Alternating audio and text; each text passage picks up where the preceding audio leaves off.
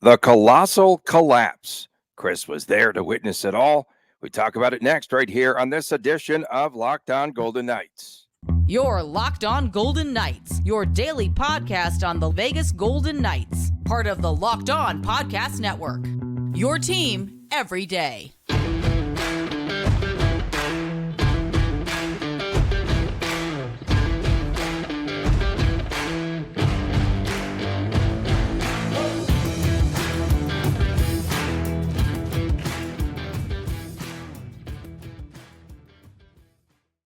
Hi again, everyone. Tony Cardasco and Chris Gawlik from Las Vegas. Find us wherever you get your podcast. Of course, thanks for making us your first listen. And make sure that you subscribe to Locked On Golden Knights, our YouTube channel. We are brought to you today by Sleeper. Download the Sleeper app. Get up to $100 match on your first deposit just by using the promo code LOCKEDONNHL. So VGK, Chris, scores 4 goals in the second period, takes a 4-1 lead in Arizona on Friday. Then the Arizona Coyotes scored 6 goals in the third on VGK, and then 5 on Logan Thompson there in that period, en route to the 7-4 win over the Golden Knights. Every shot on net seemingly scored, and VGK. What really got to me was, you want to talk about insult to injury. How about when, after Nick Bjugstad scores that goal to cut VGK's lead to 4-3, Bruce Cassidy calls a timeout, and it took all but 10 seconds later for Michael Carcone to score the equalizer, and 3 goals in a minute 7. Unbelievable. And Alec Martinez had the goal that was taken down off the board, and that was deflating for VGK, right? And the Yotes went ahead on the second Carcone goal on a 1-on-3. What else could have gone wrong for VGK? Golden Knights fall apart in the third period once again.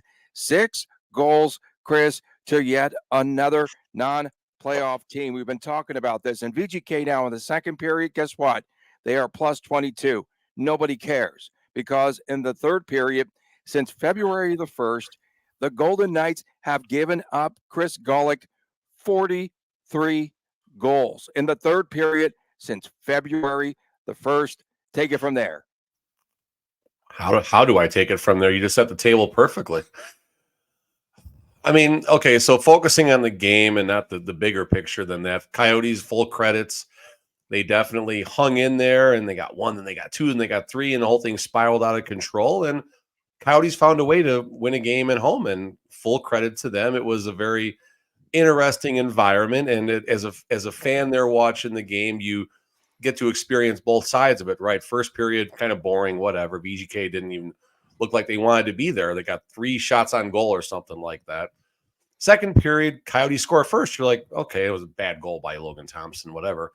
And then the Golden Knights rattle off, 4 goals after that, and it's like, okay, everything is fine now. We're going to enjoy the third period, just kind of chill and, fire some tweets every now and then and just watch a hockey game. Arizona scores, fine, whatever. Arizona scores again. Okay, now there's a concern. And the timeout, like you're watching Cassidy pace the bench and stuff. And I had an okay view from where I was, so I kind of stood up and was watching them. And 10 seconds later, and Cassidy even kind of chuckled about that in his post-game pressers. So, I mean, what can you do? It's like a laugh or cry type of game, right? I don't know if you're the players or the coach, that's probably their reaction. But again, full credit to the Coyotes. They hung in there. They found a way. They're on house money right now. They got nothing to lose. So they went into the third period free and easy. And I think just the one thing that really got me for the third period is there was one sequence, I think it was the same shift. Barbashev is trying to dangle the puck between his legs to create a shot.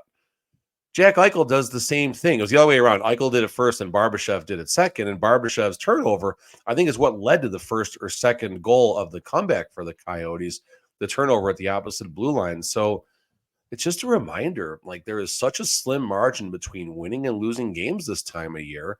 And it doesn't matter that you're playing the Coyotes in April. It doesn't matter that you're about to play the Canucks or the Stars or the Oilers or the Oilers in the playoffs. It's just these little things that the team needs to do right that they're not doing right now.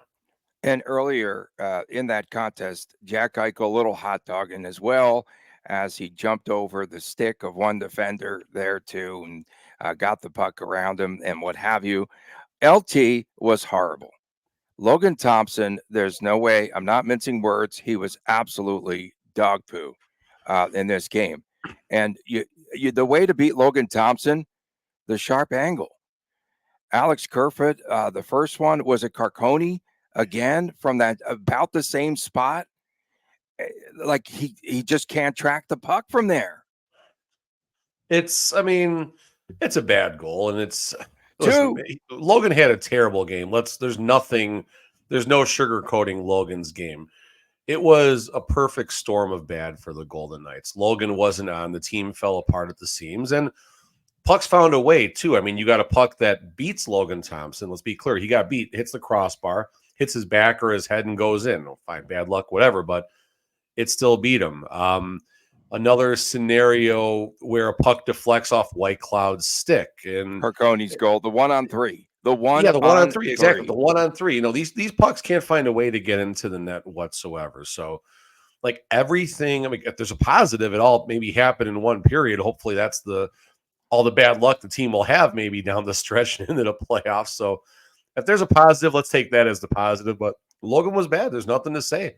The defense in front of him was bad. The offense in front of him was bad. The coaching was bad. They couldn't find a way to slow it down. Like there is not one good thing that you can say about that third period. They had a goal. It got disallowed. Oh, fine. The replay officials were good. Like it doesn't matter. Everything was bad for the Golden Knights. I never even still saw that replay because they don't show replays in Mullett Arena, but that's another conversation for another segment coming up. But yeah, all bad. It's all bad. And there's nothing else to say about it. And that game right there took the Golden Knights out of the running to possibly put pressure on the Oilers and maybe just to remind the Canucks that they're still in the picture for the Pacific Division. And that certainly changes the temperature for tonight's game. We'll obviously talk about that in the third segments. But this is why I said to Chris, I said, listen, dude, two ways to look at this. One, it would have been cool for the Golden Knights to win. Chris is for those of you that don't know, I'm sure there'll be some new blood watching the show today. Chris is my son who we do the pod every Saturday, and we were at the game, obviously. He's a huge Golden Knights fan, hockey player and everything. So I say to him, I'm like, dude, there's two ways to look at this. One, the Golden Knights, would have been cool if they would have won this game going away. They win 6-1, 7, whatever the score could have possibly been. Or two, now we can say we are one of a small handful of fans that witnessed the worst Vegas Golden Knights regular season collapse in its team history. I'm all about the moment. I was there. I can say I was there. Okay, so we now have Tomas. I don't want to spit on my microphone. Tomas Hertl, right? Everyone's, I don't know, whatever. Okay, so he's coming to the rescue. He's going to be playing on the wing, though, tonight, apparently, against Vancouver. What will his impact be with Chandler Stevenson centering him on that line? We'll see. We'll see. We'll definitely see what his impact is. It certainly is welcome timing. All of a sudden the Golden Knights play a terrible game in Arizona, and there's Aiden Hill practicing. Hurdle's all of a sudden on the ice. And, this was the blockbuster. This was the deadline, the big splash that no one saw coming. And this is probably the make or break trade for the 2023-2024 Golden Knights. And will Hertl be the man? Listen, I don't care if they've got Wayne Gretzky in his prime. If the Golden Knights keep playing like they did in that third period against Arizona, I don't care who they have on the ice. It doesn't matter. It's irrelevant. Yeah. The eclipse came early here, as you can tell now. Good. The sun is blocked officially. Alex Pietrangelo, before the game, comes down with an illness again, air quotes, scratched, and then he's still out for this road trip, according to Cassidy. So let's just again go back in time here. Pietrangelo missed 6 games, came back for what, 1 or 2? 1 game? And then one. now, just a 1, right, with him and Martinez there in the third pairing. And now he's out again. And Cassidy, was out, on and on and on. Everyone, Logan Thompson, I guess, got hurt at practice, and Cassidy says he's fine. He just tweaked his leg, whatever that means.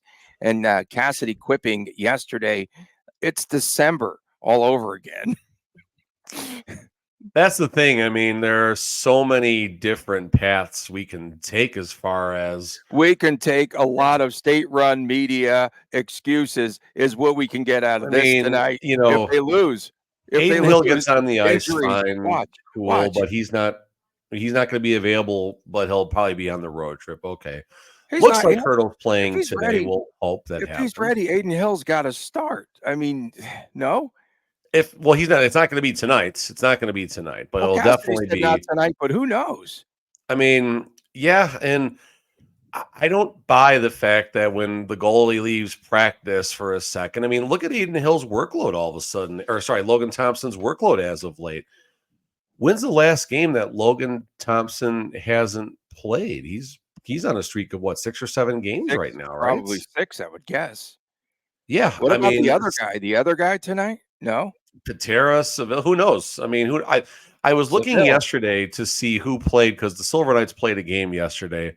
Vikman started, Seville was the backup. I was wondering if there was any clues to possibly take away from that. I don't think there's What much to take happened? away What from that, what's but going on with Seville? I haven't even heard his name in forever. they're ham and egging it up right now in Henderson. They're going to miss the playoffs and not a great season, but part of that's because of all the call-ups Vegas had. So, I mean, I'm concerned about Logan. I don't see a path, and maybe I'm totally off on this, but given Logan's workload, given what's happened over the last, whatever it's been, given the fact that the dude just gave up 5 goals in the third period, it's not all on Logan. A lot of it's on Logan, but it's not all on Logan. Let's make sure we're clear about this. I don't see a path to Logan even dressing tonight. That's just my takeaway. I know Coach Cassidy is of the mindset if the goalie can dress, the goalie can start, or the goalie can play. And Cassie's not going to limit minutes to a skater just because it's their first game back. Pietrangelo, I think, got over 20 minutes in his one game that he played after this illness, or you said air quotes a second ago with it. I don't know. It's a wacky scenario, a million questions down the stretch, but it appears the Golden Knights, at least some of these players, will have a few less miles on them coming to the playoffs. Hard to believe with the Coyotes owning a 2-1 series victory over VGK. They played Wow. well. It's not hard to believe. Give them credit. Okay. Ingram got the shutout the last time they played, then the game last week. Give them credit. They played well. Okay, what didn't play out well was your first visit to the Mullett Arena, and you want to talk about the Yotes fan base. Stay tuned. It's going to get spicy around here, if it hasn't already. On Lockdown Golden Knights. We are brought to you today by Sleeper. Download the app, get up to a $100 match on your first deposit, because with Sleeper, you can win 100 times your cash in daily fantasy hockey contest. What players would you take this week to win 100 times your money? Fans can also play daily fantasy NFL, NBA, Major League Baseball, college football, and more on Sleeper. You can also connect with a lot of the other fans. Entries can be made in under 1 minute. And Sleeper projections for things like goals, assists, saves, plus minus in a given game. You have to beat all of those to win 100 times your bet on Sleeper. You need to correctly predict the outcome of 8 player stats. You heard us, VGK fans. You can win 100 times your money by playing daily fantasy hockey on Sleeper. So start paying attention today. Nail your picks so you can start winning big. Use the promo code LOCKDOWNNHL and you will get up to a $100 match on your first deposit. Terms and conditions apply. That's code LOCKDOWNNHL. See Sleeper's terms of use. Back on this edition of Lockdown Golden Knights, Tony Cardasco, Chris Gawlik from Las Vegas. Thanks for making us your first listen each and every day. We appreciate you doing so. And make sure to tune in on Fridays, of course. That's WTF, What the Friday, Saturdays, the Chris and Chris show. I was so jealous of you guys going to Waffle House, man. Oh, wow. Portillo's, Waffle House, and Culver's. Those were the 3 food stops. It was a good 24 hours. That's a good foodie trip, man. I didn't see 24 those photos posted, but I did. That's the only thing we missed in the bunch was Lou Malnati's, but that's okay. I did see you dissing Mullett Arena. No. Okay. No. Listen. Tell us about the arena. Tell us about the Yotes fan. You put fan base. It's 1 or 2 fans there. A lot of VGK fans there, by the way. I would say maybe 60-40 leaning towards Arizona, because you Wow. see the difference, obviously, as far as when the goals are scored and which part of the arena gets up and all that and starts cheering and everything. So start by saying Mullett Arena is what you expect it to be. It's small. Like, you walk in your set of doors from the garage, you can see the glass a second you walk in, and boom, there you are. You're in a temporary NHL facility, and look around, kind of take it all in and everything, and it's very different. Very, very, very, very different. It's small. There's bleachers, there's plastic seats. It's certainly a throwback to like an ECHL, low level AHL type of barn and stuff like that. Sight lines are what they are. They're not great. They're not bad, but it's small. It's intimate, and it's kind of like some of the interactions I've had. It's like going to see a big arena or a big stadium band in a small club, or someone even said it's closer to like watching like a band like Metallica in a sports bar or something like that. So from that perspective, it's cool. From the perspective of going to see like your team there once when they're on a trip, okay, cool. It's like the same novelty, in my opinion, as an outdoor game or a Winter Classic, Stadium Series, Lake Tahoe game, whatever, that type of stuff. But the fact that this is an NHL facility right now, that's where I say this is a garbage environment. It's not a garbage environment. That's the wrong word to use. It is a garbage stadium for an NHL team to call home. Great college barn. Great if there's an AHL team, if Tucson ever made the move up north, if an ECHL team ever played, like all those things, it would be magnificent for. But the fact that an NHL team is playing in there, I know there's the situation, we'll hit as much as we can in this segment here, but it is a garbage arena for an NHL team to temporarily call home. What was the thing that you showed about something about the barn? What was that? The party barn, the Party phone. barn. Okay, So what is that? this is another thing that kind of gets me in all of this. They call it the party barn. Okay, it's on a college campus. I get that. I understand. They're celebrating the situation, making the most of who's going to the games. But at some point, possibly June 27th, big day for Coyote fans. I hope they get their stadium. I hope it all works out and all of this can be put to rest, hopefully in the short future, as far as playing games in Tempe, Arizona. But they refer to this place as the party barn. My concern is, and this is coming from the former Blackhawks fan in me, I know what it's like to watch a team lose an entire generation of fans by ignoring them, by not putting games on TV, by not doing anything to get the kids out to the games and everything. And I saw how long that rebuild process took in Chicago with the Blackhawks and Bill Wartz. And after he passed on, Rocky Wartz in short time was able to rescue the franchise, and obviously 3 Stanley Cups later, and a lot of fans on the Madhouse in Madison, there's certainly a happy ending to that situation. In the party barn in Mullett Arena, they're not talking to the fans. They're not talking to the possible people who will be investing season tickets if and when this new arena opens up.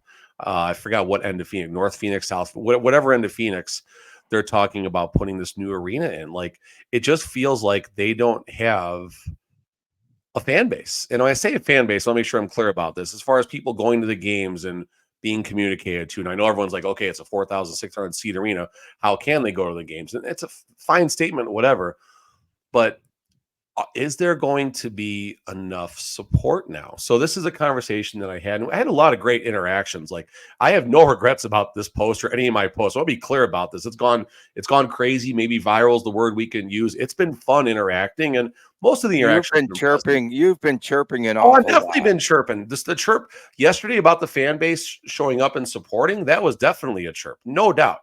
That was 100% a chirp, and I got even like higher level people from like Daily Face Off and stuff calling me out now. It's great.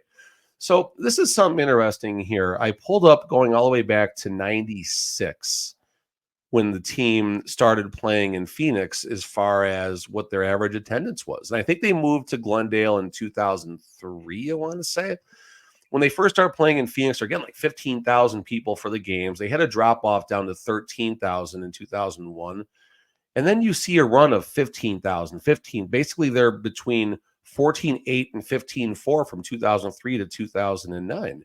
Then there's a drop off in season tickets. I guess that's when the NHL was getting involved, and they could possibly lose the team. They lost like 2,000 season ticket holders. The city of Glendale wanted to stop investing money into the team because they were tired of a $25 million operating loss. I think that's a pretty fair reason. So everyone in Arizona thinks now when this new arena is going to get built, all the fans are just going to magically come back and stuff. And I hope that's the case. But it seems like the team at least had people coming to Glendale. I don't know if this is bad ownership as far as why they couldn't get it, around 15, 16,000 people on a game-by-game basis. I don't know. Someone else pointed out that the amount of sheets of ice, this is important. I guess when the team first started playing, there was only a couple sheets of ice in that immediate area, and now they're up to like 17 sheets of ice. So the growth of youth hockey has certainly propelled things, and that's going to help as the team certainly looks to kind of get going here. Another thing I didn't like about the stadium, just kind of going back about Mullett, not showing replays of like goals and stuff. They show them they show the goal replay after the game starts, after the action starts, instead of while the goal song is playing and all that stuff. Okay, I want to watch the game, I want to watch the replay, like whatever. When there was the offside review in Vegas, whether it's for or against the Golden Knights, they show the full review. They show everything frame by frame up on Nitron. Why don't they show that at the Coyotes games? Like, I need to see what's happening here. So putting a bow on this, they call it the party barn. It's a club atmosphere, whatever. It's just not a good place for the NHL. And I know the fans of Arizona are like, okay, this is all we have going right now, and this is how we keep the team in Arizona. Hopefully the Mullett Arena is the right Band-Aid for what is a gaping gash of a cut right now that's bleeding profusely, because if June 27th doesn't go the way that Coyote fans wanted to, with that plot of land that the owner is supposed to auction or buy through auction and everything, if that doesn't go well, it's the end of the road for the Coyotes in Arizona. That's it. End of story. They're toast. Hopefully the Coyote fans can circle the wagons and show that support, and hopefully they will stay down there. Otherwise, we're looking at the Salt Lake City Coyotes. I don't know if that's a thing, or the Houston Coyotes, or maybe they scratched the entire brand with a new name and it's like the Coyotes never existed. I don't know, but I had fun interacting with the Coyote fans. I appreciate y'all chirping me. Appreciate you taking my chirps. Those that fired your shots and hit me with a block hammer right away, you guys can go pound sand. But everyone else that at least talked to me and we had a good conversation. I think Mike Smith, a nice gentleman. We're going to have a beer when he comes to Vegas with his kid at some point. And, it started as a chirp, and now it seems like there could be a friendship brewed out of this. So a friend chirp. It's all good. Did you say a friend chirp? A friend chirp. I like that. Yeah. CC that. I had to turn off the local broadcast, which, by the way, on Saturday night was bumped off of ABC for the women's Final Four NC2A basketball. I don't know if you knew that, but I had to turn it off. It was, the humanity. I just had to turn it off. The Golden Knights broadcast? Yeah, everyone was sobbing on there. I mean, just collapsing. Coming up next. Bad game. It happens. Get over it. Move forward. Exactly. Always advance. Never retreat. Stop being so emo on the broadcast.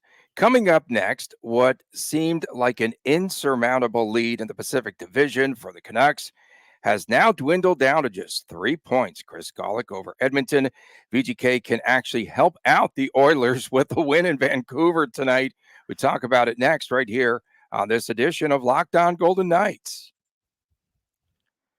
Passion, drive, and patience, what brings home the winning trophy, is also what keeps your ride or die alive. eBay Motors has everything you need to maintain your vehicle and level it up to peak performance, from superchargers, roof racks, exhaust kits, LED headlights, and more. Whether you are into speed, power, or style, eBay Motors has got you covered. With over 122 million parts for your number one ride or die, you will always find exactly what you are looking for. And with eBay Guaranteed Fit, your part is guaranteed to fit your ride every time, or you get your money back. Because with eBay Motors, you are burning rubber, not cash. With all the parts you need, the prices you want, it is easy to turn your car into the MVP and bring home that win. Keep your ride or die alive at ebaymotors.com. Eligible items only. Exclusions apply. eBay guaranteed fit, only available to U.S. customers. Welcome back. This edition of Locked On Golden Knights from Las Vegas, Tony Cardasco and Chris Gawlik. We appreciate you making us your number one, your first listen each and every day. Find us wherever you get your podcast, and please subscribe to our YouTube channel. That is Locked On Golden Knights. The Vancouver Canucks continue to free fall, Chris, and the Golden Knights are looking to get back on track and hopefully back into third place in the Pacific Division following LA's 6-3 win over the Canucks this past weekend. Vancouver's lead now has shrunk to just 3 points, and they'll hope to get at least 1 point against VGK tonight. Vancouver 2-4 in their last 6. Casey DeSmith, is he back in goal again tonight? Gave up 6 goals, 29 shots on Saturday in LA. And some interesting news about the goaltender Thatcher Demko, who was eligible to come off of the LTIR on Saturday, Chris, but Elliot Friedman reported that the Canucks will not rush him back, so we probably will not see Demko tonight. And Friedman said it could be up to 1 more week before Demko returns. Yeah, I mean, Demko is certainly a big part of the success and why things had been going well. 34 and 13, 247 goals against, and a 917 save percentage. And KT DeSmith, he's trying. He's an 8.93 and he's 11-9. And I mean, what are you gonna do right there? The fact that they're not rushing him back, it's probably not the wrong thing to do, but in the same breath, like you said, you got a 3-point cushion right now. The Vancouver Canucks do over the Edmonton Oilers. Edmonton's got a game in hand as well. So, I mean, that could be a 1 point cushion by the time the dust settles. But looking at the Golden Knights situation, so let's look down for a second. You got a 5-point gap between the Golden Knights and the Blues. Golden Knights got 2 games in hand. Basically, 4 points is the number for the Golden Knights to be in the playoffs, I believe, if my math is correct here. It's early, not enough coffee yet. So forget looking down. Looking up right now, 92 points for Vegas, 94 for Nashville. Those are the wild card 1 and 2 spots. The Kings have 93 points. So the Golden Knights are really eyeballing that spot in the division. But do they want to get to that spot in the division? Like, who do the Golden Knights want to play right now? I've been chirping the entire season about the Golden Knights and the Oilers in the first round, and it would be not that tough of a matchup for the Golden Knights, but I'm backtracking that. This the first time, April 8th, going back to the last 4 months, this is the first time I'm going to say I think it's better if the Golden Knights can avoid the Edmonton Oilers in the first round. Vancouver is a shadow of itself.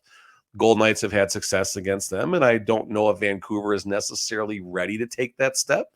Sure as heck don't want to see Dallas right now. I've said my things about DeBoer, but they're looking like the class right now. I don't think Colorado's going to jump up, so there's no path there. So it's really looking like Golden Knights possibly against Vancouver, Dallas, or Edmonton in the first round. That's the case. Let's go Vancouver. Let's go Vancouver. And can the Golden Knights navigate some tricky waters to get to that point? So I think it starts with a win tonight against the Canucks to possibly shorten the gap between Edmonton and Vancouver, while it would elevate the Golden Knights back in that Pacific 3 spot. Yeah, real interesting. And it's going to come down to the final 2 games. Why? Because it's a rigged schedule. And we could see everybody. The Coyote fans are like, hey, we like this guy. We could You're see the baby return. face, Tony. You're the baby face. I'm the heel today. This is great. What happened here? Everything, WrestleMania comes and everything turns, man. Hey, WrestleMania was great yesterday, dude. That was amazing. I saw The Undertaker. That was pretty damn cool. So we could see the return tonight of Elias Lindholm. He practiced on Friday in LA, last played on March the 23rd, and he said that he sustained, through the media there in Vancouver, a brutal wrist injury, but he's back. And the other Elias, Pettersson, he has gone 8 games now, Chris, without a goal, and he had an assist against the Kings, but they're going to need his scoring to get back on track as well. Yeah, I mean, if there's a plus side to this, it's game 76, 77, whatever it is for Vancouver. They got time to figure it out. Not a lot of time, but the nice thing about Vancouver is they got home ice in the first round. That's not going away. So their urgency level is going to be a little bit different. And we've talked about, speaking of urgency, like That's another thing that we've both talked a lot about on this show, and the Golden Knights seem to have lacked the urgency needed of being a team that's scraping to hold on to a wild card spot right now. It's very strange. Cassidy has made comments that he just feels the team maybe expects to be in the playoffs and stuff like that. And Cassidy's trying to do whatever he can through the media to get messages out and stuff. It basically comes down to the players just accepting and acknowledging the reality. And I still, to this moment, don't think the Golden Knights have acknowledged that reality. If anyone wants to question why, we'll go back and watch the third period of the Golden Knights playing in Arizona, and I'll tell you right there, a lot of things wrong with the team at the moment. So that's the situation right now, and Vancouver's going to come in tonight pretty free and easy, and the Golden Knights, there's going to be a lot of questions. I don't know if we'll have a pregame skate because the team was in Vegas. They probably traveled yesterday, so there'll probably be a pregame skate of sorts. It may or may not tell the tale of who may or may not be playing today. I don't know if you get much from Cassidy, if he does have an availability with the Vegas Golden Knights media team, and no one else from never mind. So we'll see what we get out of that. And got a big hockey game tonight. It'll be fun. It'll be fun. And last week, you may recall the big response game for VGK, the goals of 20 seconds and 24 seconds after Vancouver goals. They did it against Arizona, one of the goals too. It was great. The Jack Eichel goal. It was like, what, a minute 20 later or something like that. Yeah, but then they can't sustain in those third periods. Sustainability. There's the word. 43 goals since February the 1st for VGK. Are you just tracking Vegas, or do you have like a ranking of where that sits in the, as far as the National Hockey League goes? It can't be good. I mean, that's a lot of goals. I just added them up last night. So that was my class project. I hope you got a big napkin, Tony. That probably started as a Post-it note. You probably had to transfer that to a cocktail napkin. Yeah, I need to transfer that. We also need to transfer the show and exit out of here. We appreciate everyone tuning in, especially our everydayers. Stay tuned, of course. More drama, of course, coming your way on the Twitter. And you could find it there in the case of @TD_Chris_G, if you're looking for it. Of course, thanks for making us your first listen.